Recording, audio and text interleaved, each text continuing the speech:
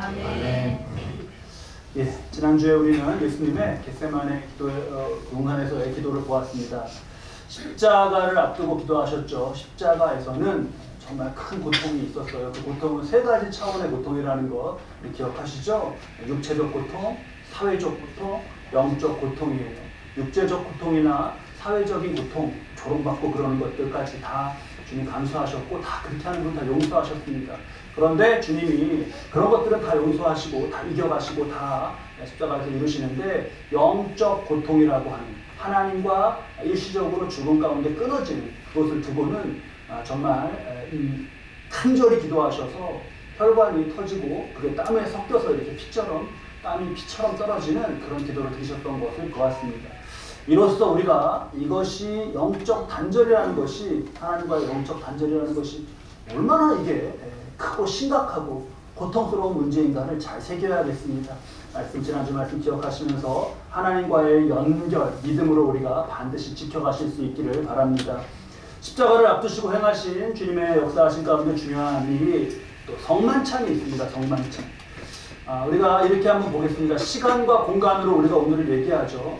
창조일의 모든 시간들 속에서 창조일의 모든 시간과 또 여기서부터 우주의 사실상 무한하다고 하는 우주의 모든 공간, 시공, 모든 것을 다 시공 안에서 다 꼽았을 때 주님이 직접 만드신 단 하나의 의식은 성만찬입니다.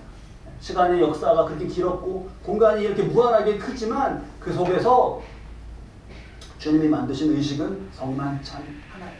그것은 다른 말로 말씀드리면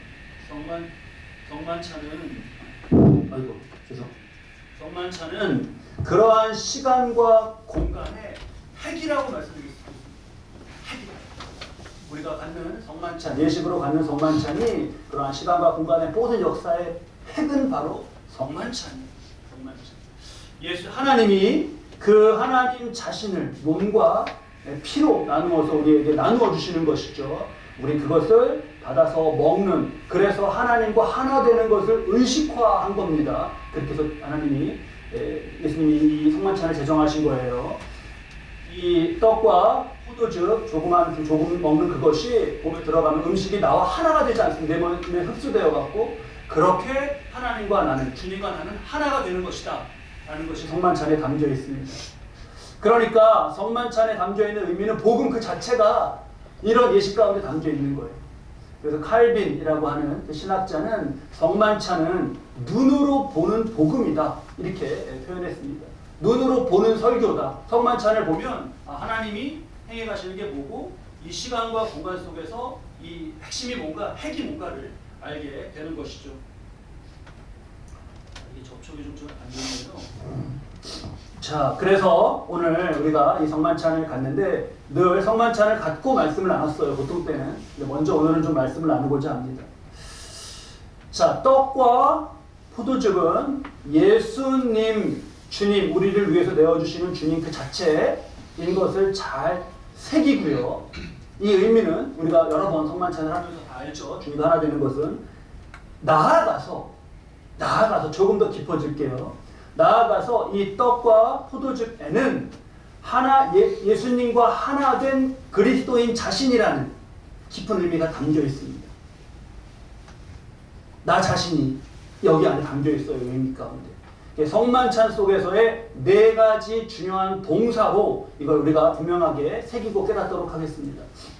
예수님께서 26절에 그들이 먹을 때 예수께서 떡을 가지사 축복하시고 떼어 제자들에게 주시며 이르시되 받아 먹으라 이것은 내 몸이니라 하셨죠. 성만찬 제정사입니다. 여기서 중요한 네 가지 동사가 나옵니다. 네 가지 동사. 첫 번째 동사는 뭔가? 떡을 가지사입니다. 가지사.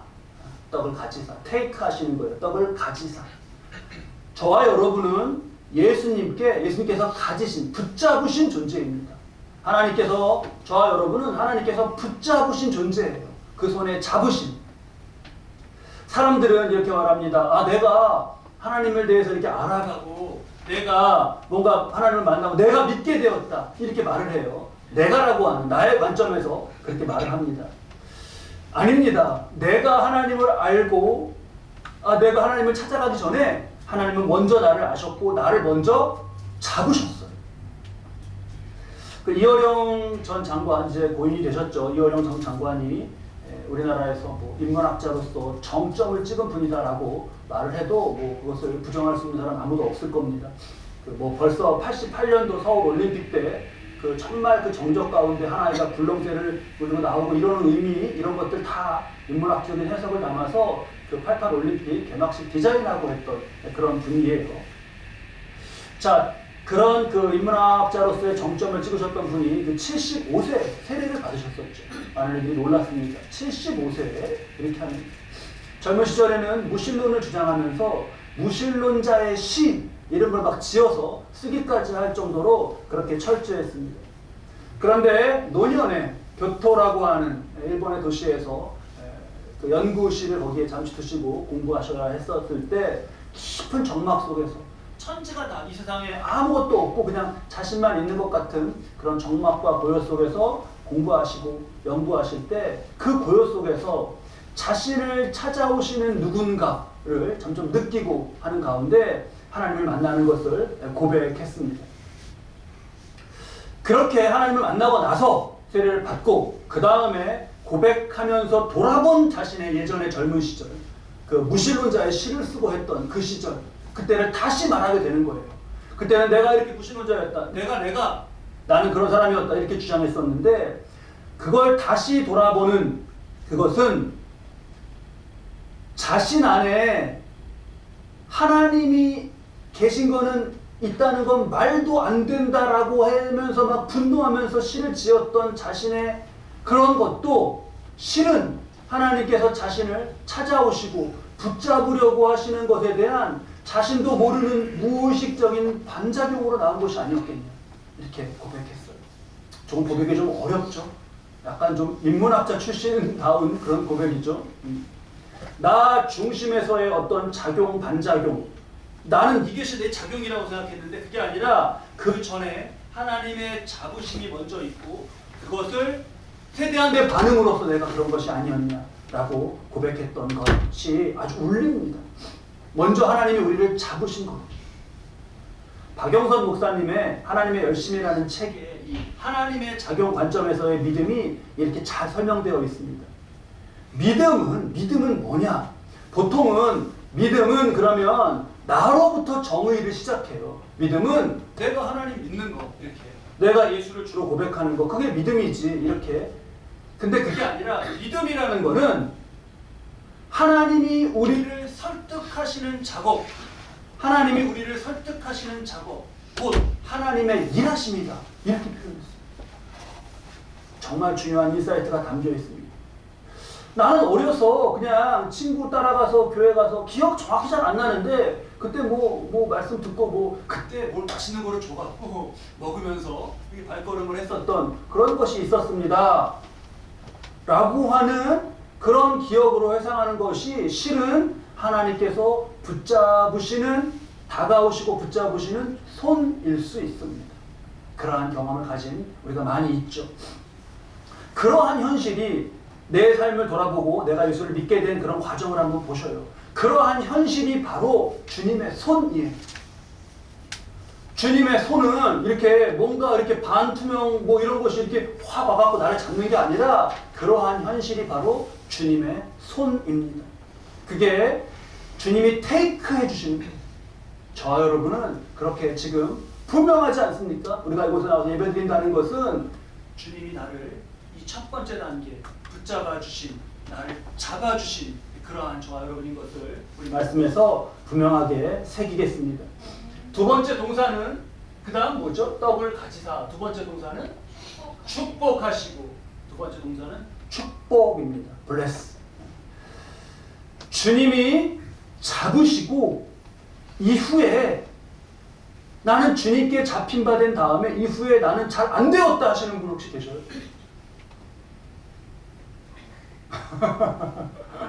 나는 주님께 잡힌 바 된 다음에 뭐가 잘 안 되었다. 혼동은 있을 수 있습니다. 혹시 내 맘대로 되지 않은 것을 잘 되지 않은 것이라고 생각하는 그런 혼동은 혹시 있을 수 있어요. 내 생각, 내 마음대로 되지 않은 것. 그런데 원망, 그것을 원망으로 하기 전에 다시 생각해야 됩니다. 내 생각이라는 것은 전지가 아니에요. 전지는, 모든 것을 아시는 전지는 하나님만 전지하십니다. 하나님이 아브라함을 잡으시고 처음에 하신 말씀이 성경에 나와요. 창세기 12장 1절인데요. 여호와께서 아브라함에게 이르시되 뭐라 그러셨죠?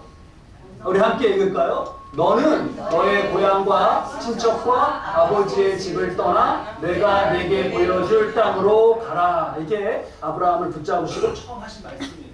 저기서 너의 고향과, 이건데 예전의 성경에 본토, 저는 그 예전 성경으로 성구를 외웠던 것이 늘 입에 아직도 익어서 본토 친척 아비 집을 떠나, 이렇게 본토라고 했어요. 본토, 예전 성경에는. 이렇게 해서 하나님이 잡으셔갖고 떠났습니다. 그래서 가나안에 와서 사는데 가나안에서 여러 가지 어려움이 있었어요. 뭐 가뭄도 만났었고, 애굽으로 도망갔다가 애굽에서 아내 그 사라를 누이라고 속여야 되는 그런 일도 있었고, 여러 가지 일이 있었습니다. 아들이 안 생겨서 애도 타고 막 그랬어요. 자, 그러면서 살았던 아브라함의 온 생애를 볼 때 그런 것도 있고 저런 일도 있었지만, 그가 여러분 좋아지고 나아졌나요? 아니면 안 좋아지고 나빠졌나요? 아브라함의 생애 전체를 볼 때 아브라함은 분명하게 좋아지고 나아졌습니다. 아브라함의 복, 하나님이 붙잡으시고 이 두 번째 동사 축복의 복. 아브라함의 복은 뭐지? 우리는 이렇게 아브라함의 복을 생각할 때 이걸 많이 떠올려요. 내 후손이 뭐같이 많아진다고요? 바닷가에 모래알처럼 많아진다. 하늘에 별처럼 많아진다. 그 복을 많이 얘기하고 우리가 압니다. 그런데요, 여러분, 다시 한번 우리가 그 인생과 이런 걸 깊이 들여다보자고요. 아브라함을 보면서 나 또한 그렇게 좀 보자고요. 자, 다시 보겠습니다. 여호와께서 아브라함에게 이르시되 너는 너의 어디를 떠나라고요? 고향을 떠나라. 고향 떠나면 안 좋은 거 아니에요. 나의 살던 고향은 뭐죠? 꽃피는 동산, 꽃피는 산골이죠. 고향 떠나면 안 되는 거 아니에요? 내 고향? 어떻게 생각하셔요? 떠나도 돼요? 야, 다 믿음이 좋으시네요. 자, 너는 본토를 떠나라 그러셨어요. 자, 저기에서 본토가 지금 여기가 와서 살게 된 가나안이고 본토는 여기입니다. 고향 우루라고 합니다. 슈메르 문명, 인류 고대사에서 아주 미스테리한 그런 아주 높은 문명을 이루었던 슈메르의 중요한 도시예요. 우루라고 하는 도시입니다. 큰 도시였어요. 당시 문명 속에서. 이런 큰 도시, 여기 해안하고 내륙하고 연결되죠. 남북으로 동서로 연결되는 교통의 요지였습니다. 이렇게 교통의 요지의 자리에서 도시가 커지면 그 안에서 어떤 일이 주로 생기던가요? 돈이 많아지고 그 다음에 어떻게 되죠? 타락해 갔어요. 신약의 고린도, 에베소 다 그렇습니다. 우상, 숭배와 타락과 그 쌓여진 부로 뭐를 해요? 쾌락과 향락과 술과 다 이렇게 빠져갔습니다. 특히 이 우르는 난나르라고 불렀던 달을 신으로 숭배하는 이 숭배, 달신 숭배로 가득했던 곳이에요. 달을 숭배하는 거예요. 달을 신으로. 아브라함의 아내의 이름은 하나님이 바꿔주시기 전에 사레였습니다. 사레를 뭘로 바꿔주셨죠? 사라로 바꿔주셨어요. 이전 이름 사레는 달신의 여성 파트너 여왕을 뜻하는 살라투라는 그런 이름과 에서 나온 이름이에요. 아브라함의 형제는 나홀이 있는데 그 나홀이 아내로 맞았던 여인의 이름이 밀가입니다. 밀가는 달신의 딸이자 그 자신이 한 신인 말라쿠라고 하는 신의 이름에서 나온 이름이에요. 여러분, 지금 너는 본토 친척집을 떠나라 하시는 이 첫 번째 말씀에서 우리가 이 이름들, 아브라함의 형제에게, 아브라함의 아내로 주어진 이들에게서 이 달신 숭배와 연결되어 있고 한 이런 걸 보면서 너는 떠나라라고 하시는 말씀이 긴급하게 느껴지시지 않으셔요? 너는 본토 친척 아비 집을 떠나라. 이걸 그냥 그 전에 읽을 때는 너는 본토 친척 아비 집을 떠나 내가 내게 이렇게 우리가 그냥 암송했는데 그게 아니라요. 하나님의 지금 이 말씀으로 지금 이 사라와 밀가의 이름에 이렇게 해서 보면 달신의 엄청난 영향 가운데 아브라함까지도 이게 영향이 계속 가고 있는 거에서 너는 빨리 떠나라 이렇게 말씀하시는 것으로서 우리가 의미를 깨닫고 나면 읽을 수가 있습니다.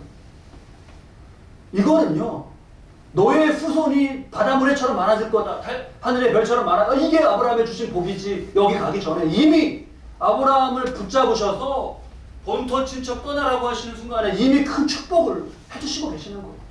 아브라함 여기 우르에 살았으면 어떻게 됐겠습니까? 꼭 여기 하나님의 축복을 새깁니다. 나도 한번 적용해 봐요. 아브라함은 이후 가나안에 와서 살게 됐죠. 우르에서 더 이상 살지 않게 됐습니다. 나도 내가 어딘가에서 살게 되었다는 것은 어딘가에서 살지 않게 되었다는 말이랑 같은 의미가 있는 거예요. 내가 가게 된 길이 있다. 그 말은 가지 못하게 된 길이 있다는 거예요. 그쵸?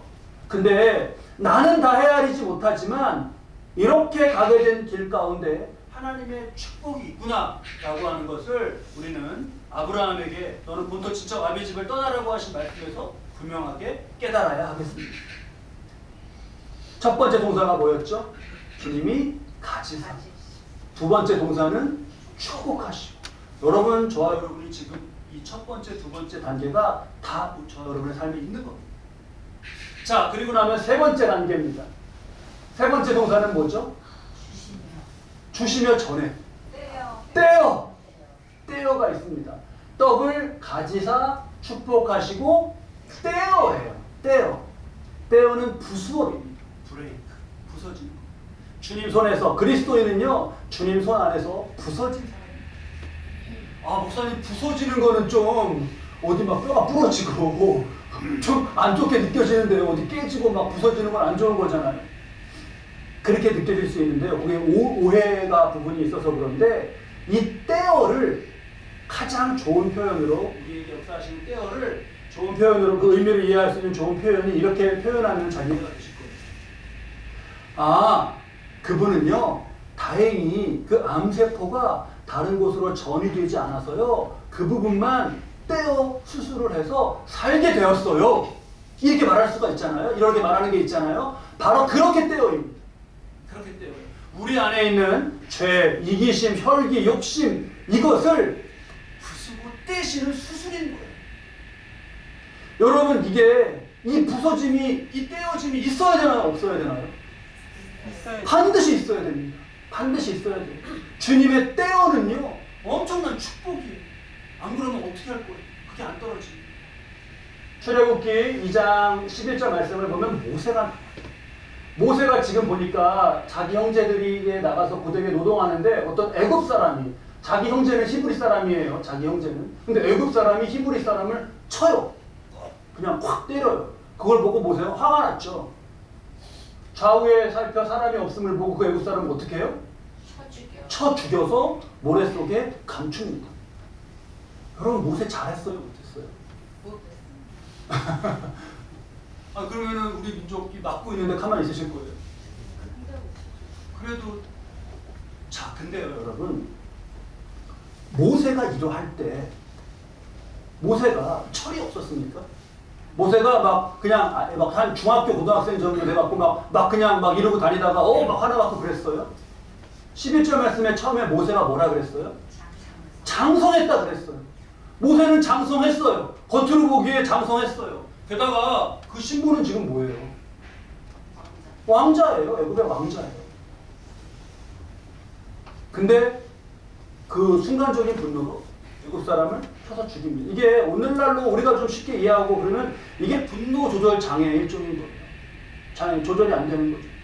모세는요, 우리 첫 번째 동사가 뭐였죠? 가지사. 두 번째 동사 축복하시고. 모세의 삶 속에서 가지사 축복하시고는요, 모세는 이제 애굽의 아이들 모두 죽이라고 하는 바로의 말 가운데 모세가 태어났는데 얘가 막 너무 정말 멋진 아이여갖고 더 숨길 수가 없어서 그를 위해서 어디다 넣었다고요? 갈대 상자에 넣어서 나일강에 떠내려 보냈잖아요. 갈대 상자에 넣어서 나일강에 떠내려 보내면 그 갈대 상자의 아이는 어떻게 되는 거예요? 죽는 거예요. 그럼 아부갑이나 되지, 아이가 애가 빼앗 울다가 악어를 만났어요. 그럼 어떻게 할 거예요, 아이가? 아이가 뭐가 있어요? 장성이라도 했으면 악어랑 싸워보겠는데 저거면 죽는 거예요. 근데 이 갈대 상자가 역청과 나무 진을 지나가요. 거기다가 나일강 갈대 사이에 두어서 어떻게 되는지 봤더니 바로의 딸이 목욕하러 나일강으로 내려오고 시녀들이 나일강가를 거닐 때 갈대 사이에 상자를 봤대. 그럼 갈대 상자가 지금 어디로 흘러간 거예요? 바로의 딸이 목욕하고 있는 거기로 흘러간 거죠. 갈대 상자의 방향을 결정하는 키가 갈대 상자에 담겨 있나요? 거기로 힘을 내서 갈 수 있는 동력 장치가 있나요? 그러면 이거 어떻게 간 거냐? 이게 모세 버전에 주님이 잡으시고 축복하셔서 이렇게 갖다 놓은 거예요. 이렇게 그 삶 가운데 구현되는 걸 아시겠죠? 이건 모세 버전이에요.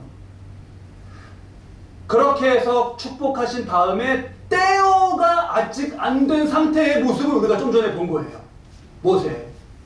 여기까지 하나님이 잡으시고 축복하셨는데 떼어가 안 됐을 때의 모세로 이거 되겠습니까? 안 됩니다. 모세는 이후에 그러면 무슨 벌을 받게 되는 거예요? 일단 살인. 그 다음에 숨겼죠. 그것도 뭐 법률적으로 뭐라 그러죠? 살인한 다음에 유기. 다 그러면은 뭐 오늘날도 무기징역이나 사형인데 이때도 그럴 거 아니에요? 자, 이로부터 이 일이 있은 후로부터 40년 후에 모세는 히브리 백성을 출애굽시키라는 하나님의 말씀을 들어요. 히브리 백성을 출애굽시켜요. 어쩌면 이 40년 후의 일을 놓고 보니까 어쩌면 모세가 40년 전에 이러한 모습을 보고 형제가 맞는 것을 보고 목격했던 것은 히브리인의 자유와 이게 우리가 우리 민족이 돼서 되겠습니까? 라고 하는 정말 애끓는 마음 가운데 기도하면서 그가 주님의 떼어짐 가운데 자랐어야 되는, 그래서 먼저 보여주신 것일 수가 있어요.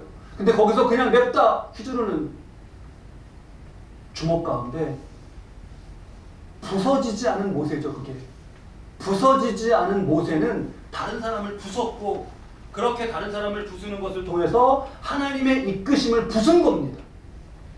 잘 이해가 되시나요? 부서지지 않은 모세는 다른 사람을 부셨고, 그렇게 부시는 걸 통해서 뭘 부신 거예요? 하나님의 인도하심을 부수는 거예요. 부서지지 않은 사람은요, 다른 사람을 부숩니다. 우리 한번 잘 주변을 보셔요. 욕심과 죄와 이기심과 어떤 뭐 주님의 만지심 가운데 열등감이나 비교의식이나 아니면 무슨 뭐 피해의식이나 뭐 이런 것들이 부서지지 않은 사람은 어때요? 다른 사람을 부셔. 가인은 누구를 부셨죠? 아벨을 부셨습니다. 사울은 누구를 그렇게 부시려고 그래요? 다윗을 그렇게 부시려고 그래요? 왜 그러는 거예요, 도대체? 하만은 어느 민족을 그렇게 부시려고 그럽니까? 유대민족을 부시려고 그래요. 하만이 왜 유대민족 부시려고, 하만이라는 한 사람이 자기 지위를 이용해서 유대민족을 왜 그렇게 부시려고 했는지 여러분 혹시 아셔요? 떠올려 보셔. 왜 그랬죠? 모르드게가, 성문 앞에 앉아있는 모르드게가 자기에게 뭘 하지 않는다. 절하지 않는다. 인사하지 않는다. 누가 나한테 인사하지 않는다고 그렇게 자기 지위를 위해서 막 그러면은 얼마나 그게 안 부서진 거예요. 얼마나. 집안에 부서지지 않은 사람은 집을 부숩니다. 일터에서 부서지지 않은 사람은 일터와 관계를 부숩니다. 그러다 결국 누가 부서지냐? 가인, 사울, 하만, 다 자기가 부서졌어요. 부서지지 않고 고쳐지지 않는 마음, 뭐 꼽았던 여러 가지 욕심, 죄, 자격지심, 피해의식, 열등감, 반대로 우월감, 이런 것들, 그거 주님 손에서요 고쳐져야 돼요. 부서져야 돼요. 떼어줘야 됩니다. 얼마 전에 어느 후배에게서 전화가 왔어요. 이런저런 안부 통화하다가 자기가 사역지를 좀 옮기고 싶은 마음도 있고, 그래서 그냥 얘기 나눌 때도 없고 해서 전화했대요. 아니 뭐 거기 잘 있는다면서, 부목회자로 있었는데 거기 잘 있는다면서 뭐 무슨 일이 있는 거야? 왜 그래? 하고 이제 물었어요. 그래서 대답이 혹시 너무 막 뭐 일이 힘들고 그러다 그러면 야 그냥 좀 힘을 내 이렇게 얘기하고 만약에 되게 번아웃일 수 있잖아요. 완전히 번아웃이면 그럼 목사님 담임 목사님께 말씀드려서 한 1, 2주라도 좀 쉬고 그리고 다시 좀 이렇게 좀 위로하고 다독이려고 했어요. 무슨 일이냐고 물어보니까 그 이제 거기 부목회장님이 많은데 그 위로 이제 자신이 또 담당이 되는 그런 위에 보스 목사님, 부목사님이 계신가 봐요. 근데 그 이제 위에 목사님이 몇 가지 일화를 얘기해 주신 것 가운데 보니까 열등감과 피해의식이 굉장히 많더라고요. 그래서 이 친구는 그냥 누구 잠시 교회에서 마주쳐갖고 그분이 이제 얼마 전에 수술을 받으셨던 게 있어서 그 수술 부위 괜찮냐? 그래 기도해 주셔서 감사해요. 잠시 그렇게 얘기 나누고 이제 헤어진 건데 어디 지나가시다가 그 목사님 본 거예요. 그래 나중에 불러서 내 얘기한 거 다 안다. 뭐 이런 식으로 나옵니다. 그리고 이제 그걸 삐딱하게 해갖고 그러니까 이게 한 가지 일화 가운데 담겨 있는데 매사가 이러면 그 밑에서 어떻게 있겠어요? 그래서 처음에는 그냥 뭐 워낙에 사역이 힘들고 그래서 이렇게 뭐 옮기겠다 그만두겠다 이런 말들 우리가 서로 많이 나누니까 좀 힘내. 다 그래 나도 그래 서로 그래 이렇게 그러려고 그러다가 나중에는 그런 말이 안 나와요. 그래 그냥 그러면 옮기는 것도 뭐 괜찮지 않겠나. 그렇게 대답하게 됐습니다. 여러분 우리가 부서지지 않습니다. 저도 그래요. 저도 아직 멀었습니다. 아직 멀었지만 그나마라도 조금이라도 부서지지 않았다면 정말 나 잘난 줄 알고 살고 얼마나 가관으로 살았을 거예요. 제가 한번 말씀드린 적이 있는데 제가 신학하기 전에 정말 주의 일에 나서기 전에 그 전에 학부 때 공부할 때 문학을 너무너무 문학이 좋았어요. 공부하는데 정말 책 읽고 있고 그러면요 제가 그때 교양국어 맡은 교양국어 채점하고 그러는 그 조교였는데 교양국어 그 행정실이 위에 있었어요. 근데 그 방이 왜 그렇게 기억이 남냐면 해가 잘 들고 거기 천국 같았어요. 아침에 가서 이 책을 이렇게 봐요. 너무 좋아요. 그러다 보면 해가 낮이 됐어요. 난 아침에 나왔는데 또 책을 보고 있으면 또 저녁이 돼 있어요. 저녁이 되고 아침이 되니 너무너무 좋아. 같이 그 방에서 몇 명 정도 같이 있었는데 마음이 너무 잘 맞았어요. 밥 먹으러 가는 시간이 너무 아까운 거예요. 그래서 항상 밥을 어떻게 먹었냐. 그 교양원영실에서 후문으로 나와 제일 가까이에 있는 중국집. 제일 빨리 나오는 짜장면. 빨리 가서 빨리 먹고 빨리 들어와서 책 보고 이런 현대 문학 비평 공부했습니다. 문학 비평을 공부하니까요. 참 너무 좋은데 비평은 책 얘기 내용 중에서 뭐가 좀 이렇게 부족한 거, 잘못된 거, 이걸 찾아내야 되잖아요. 계속 그렇게 하니까 사람이 굉장히 시니컬해지더라고요. 뭐 보면은 뭐를 봐도 그런 시각으로 이렇게 뭐를 보면 축구를 보면 뭐 저것 때문에 안 된 거야. 야 잘못된 거 이런 식으로. 근데 그렇게 해갖고 뭐 어떤 이 문학의 작품의 한계 이런 거를 이제 논문도 내고 그러면 날카로운 비평 의식이 담겨 있고 칭찬받는 거예요. 물론 비평이 실제로는 더 정말 좋은 것인데 제가 어줍지 않게 공부해서 그렇겠죠. 어쨌든 그런 가운데 주님께 정말 다시 엎드리고 이렇게 해서 그나마라도 아직도 부서질 것이 많은데 그나마라도 부서지지 않았다면 아마 정말 가관이고 정말 볼만했을 겁니다. 가인, 뭐 사울, 하만 뭐 이렇게 비슷하게 갔을 거예요. 더 주님의 떼어주심을 그러기 때문에 우리는 주님 떼어주세요. 고쳐주세요. 수술해주세요. 그럼으로써 우리는 더 건강하고 더 온전하게 세워져 가는 겁니다. 여러분 절대 떼어진다, 부서진다 이거 나쁘게 받아들이는 게 아니라 주님이 고쳐주시는 것으로 복됨으로 알고 늘 구하고 그런 가운데 우리가 더 정말 서로의 존귀해지는 것을 확인하면서 살아갈 수 있기 바랍니다. 마지막 가지사 축복하시고 떼어 다음에 마지막 네 번째 동사는 뭐죠? 주시면 give. 성만찬의 빵과 포도주는 예수님을 상징해서 주어지죠. 이렇게 예수님이 주어진다는 것은 우리에게 생명, 구원, 사랑, 기쁨, 소망이 임하는 거예요.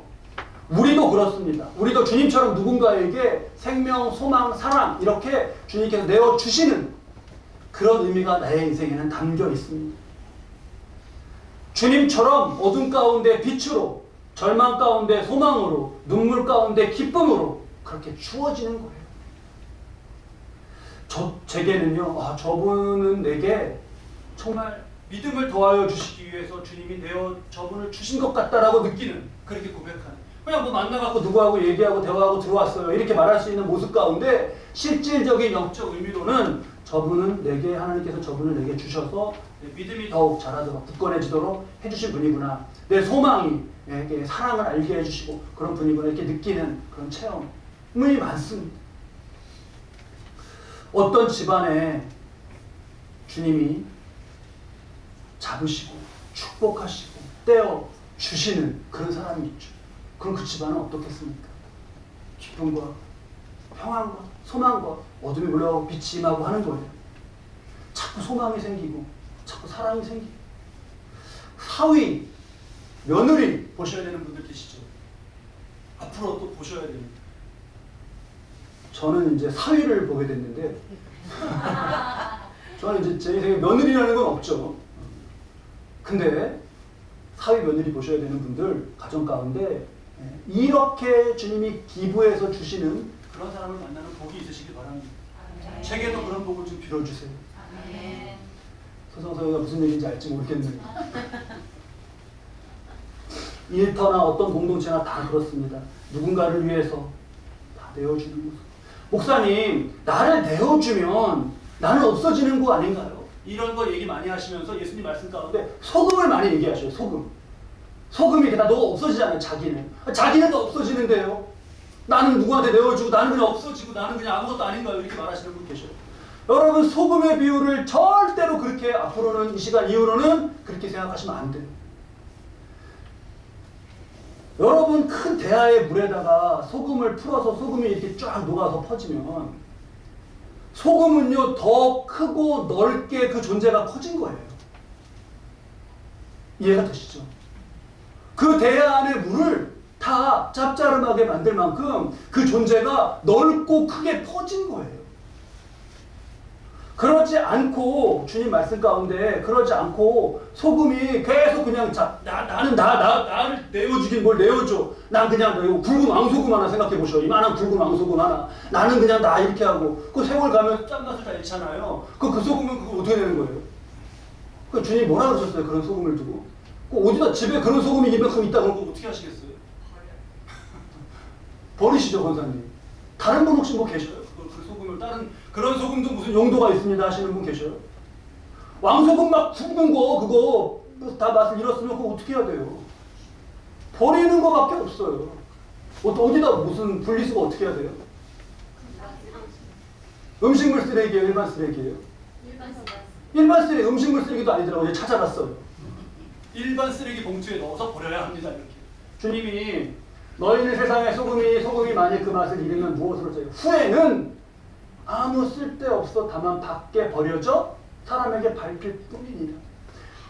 이건 소금에 비우고 우리는 소금의 사명을 감당해야 된다. 이렇게 많이 이 말씀을 깨닫는데 오늘 주님이 잡으시고 축복하시고 떼어주시는 이 말씀을 적용하면 이게 없는 그런 삶은 궁극적으로 어떻게 되는 것인가? 저 밑줄 금은 후에는 그냥 아무 쓸데없어 다만 밖에 버려져 사람에게 밟힐 뿐이다 라고 하시는 말씀이 그 삶을 두고의 어떤 운명 같은 그런 것으로 느껴져서 마음이 아픕니다. 자, 말씀 정리합니다. 내게 오셔서 나와 하나 되시는 주님의 의미를 먼저 깊이 새기는 거예요. 복되게 살다가 천국에 들도록 인도해 주시는 주님께 감사드립니다. 이 예배 이후에 지금 이제 설교 이후에 있을 성만찬 가운데도 그 감사 가운데 나오시기 바랍니다.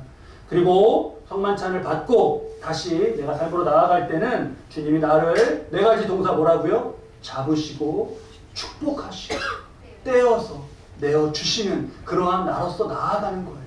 내가 나아가는 곳에 소망, 빛, 사랑, 은혜, 복됨이 이루어져가는 저 여러분 되시기를 주님의 이름으로 축원합니다.